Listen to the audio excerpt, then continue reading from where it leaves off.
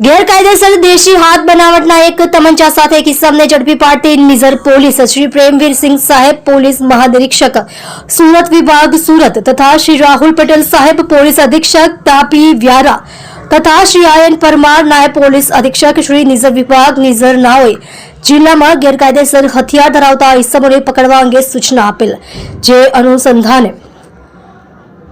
Shri M D Vithalpara police inspector Nizar police station નાઓના માર્ગદર્શન મુજબ અત્રેડા પોલીસ સ્ટેશન વિસ્તારમાં ગેરકાયદેસર હથિયાર ધરાવતા ઇસમોને પકડવા અંગે પ્રયત્નશીલ હતા. તે દરમિયાન પોલીસ કોન્સ્ટેબલ મેહુલભાઈ અરવિંદભાઈ તથા પોલીસ કોન્સ્ટેબલ મુકેશ કુમાર સેંધાજી નાઓને મળેલ સંયુક્ત બાતમી હકીકતના આધારે અનિલભાઈ શાંતારામભાઈ કુંભાર ઉંમર વર્ષ 28 રહે નવી